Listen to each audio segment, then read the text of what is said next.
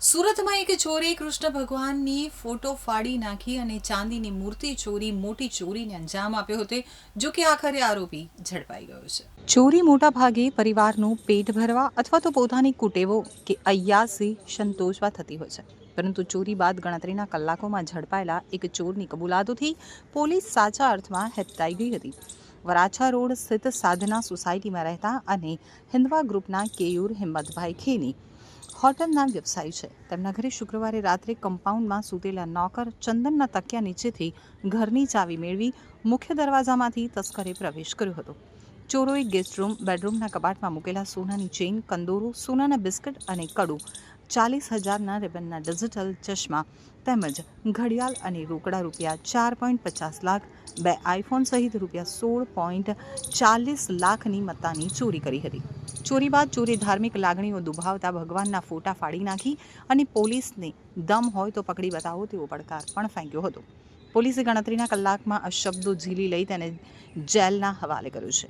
જ્યારે ચોરને પકડવામાં જોગાનું જોગ 2024માં બચાવવામાં જે ફોન કામ આવ્યો હતો તે જ આ ચોરને પકડવામાં પણ મદદરૂપ થયો છે। સવારે ખાની પરિવારના સભ્યો જાગ્યા ત્યારે ઘરના રૂમમાં સરસામાન વેરવિખેર જોતા જ સમજાઈ ગયું હતું કે ઘરમાં ચોરી થઈ છે। સીસીટીવી ફૂટેજ ચેક કરતા ઘરના કમ્પાઉન્ડમાં સૂતેલા ઘરઘાટી ચંદન કામતીના તકિયા નીચે મૂકેલી ઘરની ચાવી લઈ મુખ્ય દરવાજો ખોલી અંદર પ્રવેશી તસ્કર રોકડ અને દાગીના ચોરી કરી વહેલી સવારે 4 વાગ્યાના અરસામાં જતા નજરે પડ્યો હતો। તો બનાવ અંગે કેયુર ખેનીએ વરાછા પોલીસને જાણ કરતા વરાછા પીઆઈ આરવી ગોજિયા સહિત સ્ટાફ ઘટના સ્થળે પહોંચી ગયા હતા। સીસીટીવી કેમેરાના આધારે તપાસ કરી હતી તો તપાસમાં ચોંકાવનારી બાબતો બહાર આવી હતી। મકાનમાં ચોરી કરતા અગાઉ તસ્કરે મંદિરમાંથી ચાંદીની મૂર્તિ પણ ચોરી હતી। તેણે નજીક કૃષ્ણ ભગવાનના ફોટાને પણ ફાડી નાખ્યો હતો। તો વરાછા પોલીસે ગણતરીના કલાકોમાં ચોર સહિત પરમારને ઝડપી પાડી હાથ ધરેલી પૂછપરછમાં ચોંકાવનારી હકીકત બહાર આવી। ઘરઘાટીના તકિયા નીચેથી મોબાઈલ મળશે તેવી આશા હતી, પરંતુ સોહિલને ઘરની ચાવી હાથ લાગતા દરવાજો ખોલી અંદર પ્રવેશ્યા બાદ સૌપ્રથમ શ્રી કૃષ્ણ ભગવાનનો ફોટો ફાડ્યો હતો। ત્યારબાદ ચોરી કરવા મંદિર અને ત્યારબાદ કબાટ વગેરે ફંફોસ્યા હતા। આશ્ચર્યની બાબત તો એ છે કે પોલીસ સમક્ષ એવી પણ કબૂલાત કરી હતી કે મેં મનોમન પોલીસને ચેલેન્જ પણ આપી હતી કે દમ હોય તો મને પકડી બતાવો। આપનું નામ? મારું નામ કેયુર હિંમતભાઈ ખેની છે।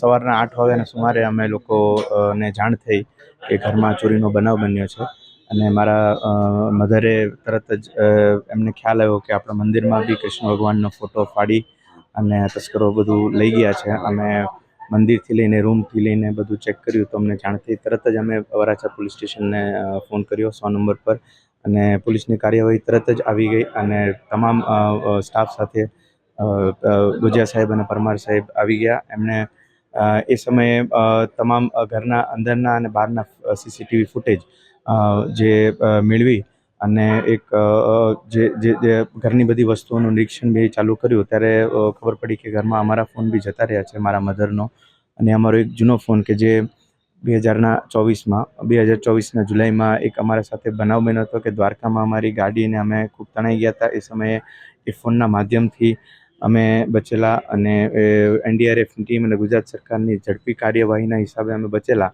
તો એક યાદગીરી રૂપે એ ફોન સાચવી રાખેલો, ક્યારેક ક્યારેક ચાર્જ કરીને રાખતા હતા। એટલે એ ફોન જ્યારે એમણે એમના નાખ્યો એટલે અમે ખબર પડી કે એમનું ટ્રેકિંગ બી શરૂ કરી દીધેલું।